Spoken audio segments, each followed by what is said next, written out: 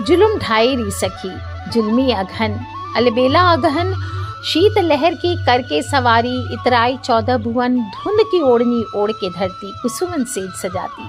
ओस बूंद नहा किरने उषा की, दिवस मिलन सकुचाती, जुलम ढाई री सखी ये बैरी अघन, जुलम ढाई री सखी ये जुल्मी अघन।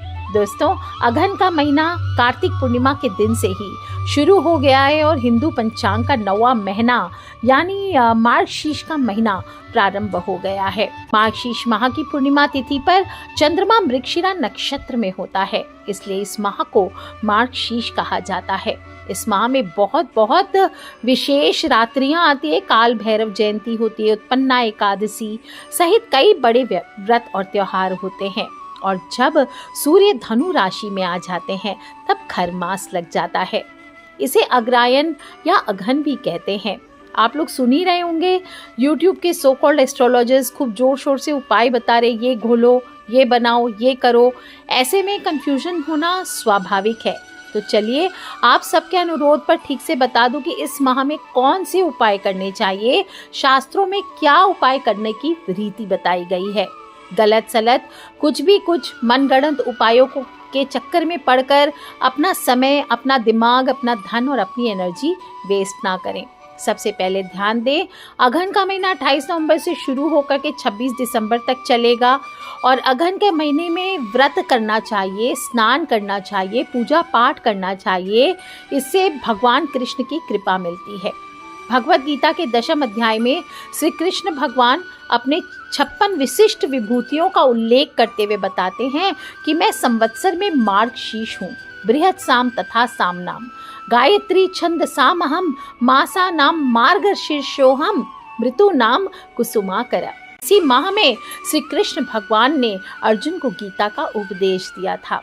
अतः नित्य प्रति इस माह में कम से कम एक श्लोक ही सही आपको श्री कृष्ण भगवान की पूजा करने के बाद या पहले श्रीमद् भगवत गीता का एक श्लोक अवश्य पाठ करना चाहिए। स्कंद पुराण में यहाँ तक कहा गया है कि भगवान श्री कृष्ण की कृपा पाने के लिए भागवत को दिन में एक बार पूजा पाठ के दौरान प्रणाम करना चाहिए। प्रतिदिन शंख बजाएं, भजन गायन करें, भोग लगाएं।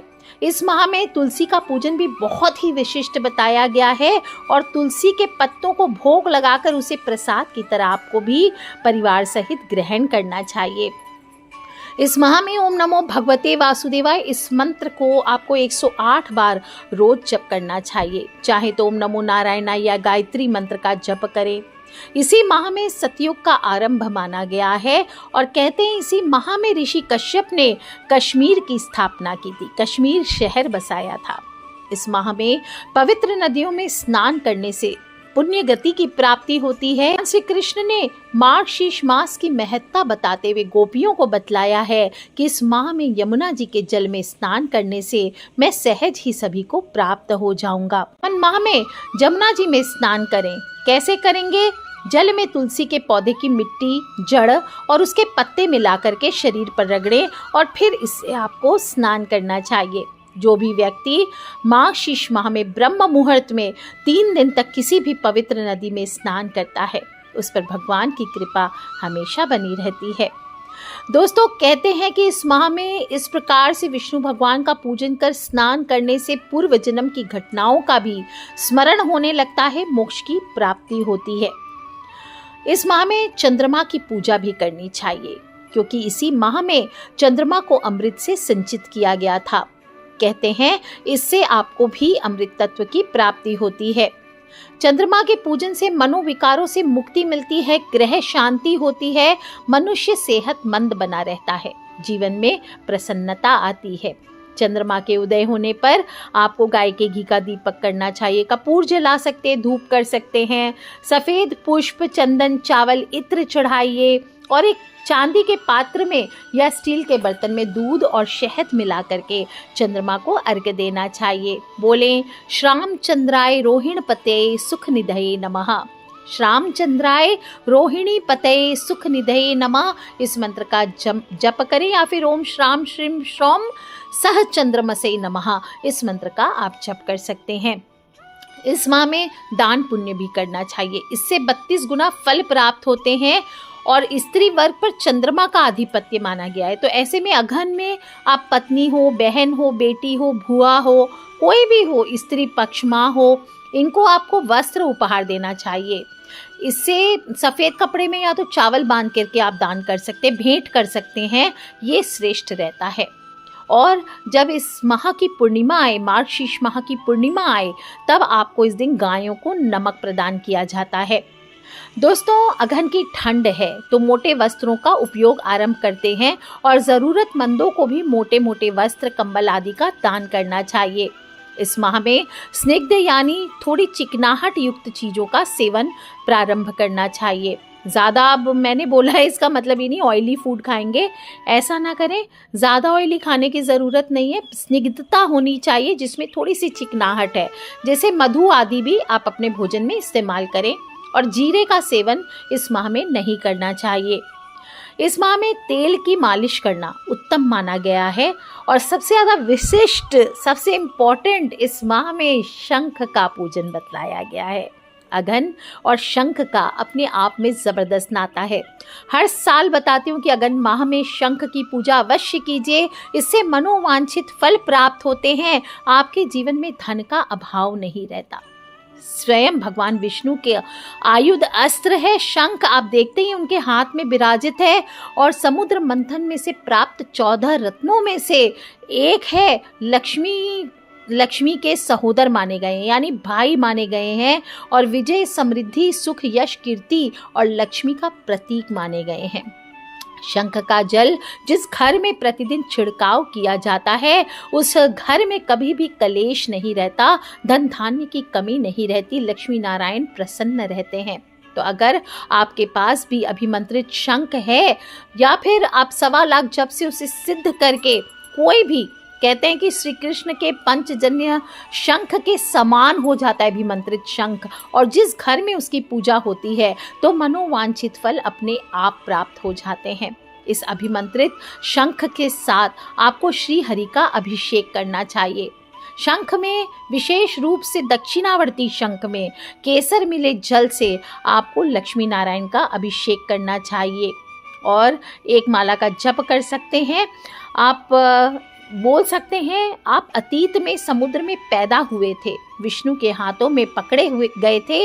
हे पांचजन्य, समस्त देवताओं द्वारा रचित मैं आपको नमस्कार करता हूँ। आपकी गर्जना से मेघ देवता और दानव भी भयभीत हो गए हैं। हे पांचजन्य, हजारों चंद्रमाओं की तरह चमकते हुए मैं आपको नमस्कार करता हूँ। त्वं पुरा सागर उत्पन्न विष्णुना विधृतः करे, निर्मितः सर्वदेवेश पांचजन्य नमोस्तुते। तव नादेन जीमुता वित्र संति सुरासुरः, शशांक युत दीप्ताभ पांचजन्य नमोस्तुते। इस मंत्र का आप जप कर सकते हैं। कोई भी धार्मिक अनुष्ठान हो, कोई भी साधना हो, तांत्रिक क्रिया हो, सभी में शंख का प्रयोग होता ही है। सौभाग्य से यदि आपको भी निर्दोष शंख मिल जाए, यानी दक्षिणावर्ती शंख मिल जाए, बिना खंडित हुआ और वो भी 1.25 लाख जब से अभिमंत्रित किया हुआ, तो आपको उसे जब भी प्राप्त हो, गंगा जल, गाय के घी, कच्चा दूध, मधु, गुड़ आदि से अभिषेक करके अपने पूजा स्थल पे इसको लाल कपड़े के आसन पर पीले चावलों से भर के स्थापित करना चाहिए। इससे आपके घर में लक्ष्मी का चिर स्थायी निवास बना रहेगा।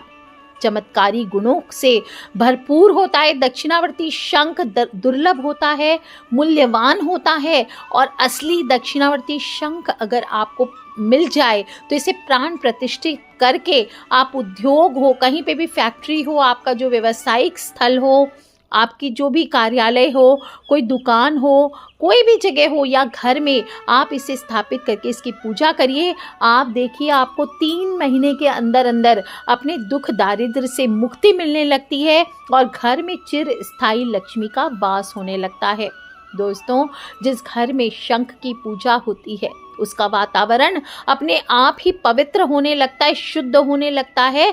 आप चाहें तो इसमें जल भर के रख लीजिए और प्रत्येक शाम आरती के बाद इसके जल का छिड़काव पूरे घर में कीजिए। जबरदस्त धन धान्य में वृद्धि होती है। और अगर घर में पैसों का अभाव ज़्यादा हो गया है तो आप पहले इस शंख में जल भर करके भगवान की आरती उतार लीजिए। और फिर इस जल को आप रोज इस तरह से कीजिए, रोज भगवान की आरती उतारिए इस जल से। उसमें थोड़ा सा हल्दी, थोड़ा सा गंगा जल, अगर हो तो गंगा जल, नहीं तो सिर्फ हल्दी डाल करके एक चुटकी आप इस जल को रोज अपने जो तिजोरी है या धन का स्थान है वहाँ पर इसका छिड़काव कीजिए। अपने घर के मुख्य द्वार पर इसका छिड़काव कीजिए, अपने घर के भंडार घर में, अपने रसोई घर में इसका छिड़काव कीजिए, अपने बेडरूम में इसका छिड़काव कीजिए और पूजा स्थल पर इसका छिड़काव कीजिए। आप देखेंगे कैसे पैसों की समस्याएं आपके जीवन से दूर होती है। और अगर आपने इसे दुकान में स्थापित किया है तो अपने दुकान पर जो भी आने वाले ग्राहक हैं उनके आने के पहले ही आपको इस जल का छिड़काव कर देना चाहिए। अपने दुकान के मुख्य द्वार पर इसका जल का छिड़काव करिए, अपनी तिजोरी पे, अपने गल्ले में इसका छिड़काव कीजिए और दुकान का जो ईशान कोण है यानी नॉर्थ ईस्ट कॉर्नर या उत्तर दिशा है वहाँ पर इस जल को आपको भर करके शंख को रख देना चाहिए। यदि लक्ष्मी माँ की विशेष कृपा के आप अभिलाषी हैं तो दक्षिणावर्ती शंख का जोड़ा आपको रखना चाहिए। नर और मादा 2 शंख होते हैं, ये दोनों देव प्रतिमा के सामने यानी विष्णु भगवान और लक्ष्मी माता के सामने आप स्थापित कर लीजिए। आप देखेंगे किस प्रकार से आपके जीवन में अंधाधुंध पैसा बरसता है। दोस्तों, जिस घर में अन्नपूर्णा शंख होता है उस घर में धन धान्य की वृद्धि होती है। विष्णु शंख, इससे आप जल का छिड़काव करते हैं तो उन्नति के अवसर बनते हैं और बहुत सारे उपाय होते हैं। विशेष रूप से आपको दिमाग नहीं लगाना है बाकी शंखों से, आपको सिर्फ दक्षिणावर्ती शंख अपने घर पे रखना चाहिए और रोज उसकी आप धूप दीप दिखा करके पूजा कीजिए। आप चाहें तो श्वेत पुष्प चढ़ाकर उसकी पूजा कीजिए और ओम ह्रीं श्रीं क्लीं श्रीधर कर स्थाय पयोनिधि जाताय श्री, इस मंत्र को बोल करके आप पूजा करें। दक्षिणावर्ती शंखाय ह्रीं श्रीं क्लीं श्री कराय पूज्याय नमः और मन कर्म वचन से शंख का ध्यान कीजिए। इसके बाद बोले ओम ह्रीं श्रीं क्लीं ब्लूम श्री दक्षिणावर्त शंखाय भगवते विश्वरूपाय सर्व योगेश्वराय त्रैलोक्यनाथाय सर्व काम प्रदाय सर्व रिद्धि वांछितार्थ सिद्धिदाय नमः, इस मंत्र का जप कर लीजिए। और या फिर आप ओम दक्षिणावर्ते शंखाय मम धन वर्षा कुरु कुरु नमः, इस मंत्र का जप कर लीजिए। आप देखेंगे शंख को चंद्रमा और सूर्य के समान ही देव स्वरूप माना गया है और शंख से आप कोई भी लक्ष्मी विग्रह या विष्णु भगवान के विग्रह पर जल या पंचामृत से अभिषेक करते इस माह में तो आप देखेंगे किस प्रकार से आपकी हर चीज में समृद्धि बढ़ती है। आपकी ऐसे भी बता दूं आपको, इसमें भी कहा गया है कि काल सर्प योग अगर है तो भी आप अगर इसमें जल जो भर के रखते हैं उसको सुबह पिया जाए, जैसे पेट में दर्द रहता हो, हाथों में सूजन रहता हो, तो आप दक्षिणावर्ती शंख में रात में जल भर करके रख दीजिए और सुबह खाली पेट उस जल को पी लीजिए। पेट के जो भी रोग होंगे वो बहुत जल्दी समाप्त हो जाएंगे। ये रामबाण का काम करता है। तो दोस्तों, इस प्रकार से आप दक्षिणावर्ती शंख में जल भर करके कुछ करें ना करें, थोड़ा सा जल का आचमन करें, पूरे घर में छिड़काव करें और चाहें तो माता लक्ष्मी का पाठ भी कर सकते हैं। नमस्तेस्तु महामाई श्रीपीठे सुपूजिते शंख चक्र गदा हस्ते महालक्ष्मी नमोस्तुते नमस्तेस्तु गरुड़ारूढ़े कोलासुर भयंकरी सर्व पाप हरे देवी महालक्ष्मी नमोस्तुते। लंबा हो जाएगा बहुत, इससे ज़्यादा बताऊंगी तो समस्त पाठ आप कीजिए, कोई भी मंत्र ले लीजिए। और इस माह में मार्गशीर्ष का महीना है, अघन का महीना है, तो इसका पूर्ण फायदा उठाइए। घर में लक्ष्मी का स्थायी निवास अवश्य होगा आपके घर पे। इस पक्की आप इस पूर्ण पक्के विश्वास के साथ आप इस माह में माता लक्ष्मी का पूजन करें और अघन का जो गुरुवार आएगा इसमें महालक्ष्मी पूजन करना बिल्कुल ना भूलें। कल भी मैंने एक पाठ बताया था, अगर आपने नहीं सुना उसे भी अवश्य जा करके सुनिए, ये अपने आप में बहुत चमत्कारी है और कर लीजिए उपाय दोस्तों। और अकेले नहीं करना है, जो भी आपके फ्रेंड्स, फैमिली, मम्मी पापा, भाई बहन, बच्चे पैसों की प्रॉब्लम से गुजर रहे हैं, धन की बरकत नहीं हो रही है, पैसे आते हैं चले जाते हैं, बंद पड़ा है प्लांट, बंद पड़ी है दुकान, बंद पड़ी है फैक्ट्रियां, तो ये उपाय उन सभी से शेयर कीजिए, अवश्य चल पड़ेंगे। विश्वास करके देखिए, कर लीजिए उपाय दोस्तों। खिलखिलाते रहे, मुस्कुराते रहे। Take care friends, love you all. जय माता दी, बम बम भोलेनाथ की। माता लक्ष्मी आप सभी के घर पर सदा विराजित रहे, इसी कामना के साथ आज के लिए इतना ही। Love you all friends, take care. जय माता दी, बम बम भोलेनाथ की। जयकारा शेरा वालिदा बोल, सांचे दरबार की जय। लक्ष्मी मैया की जय, विष्णु भगवान की जय, श्री कृष्ण भगवान की जय।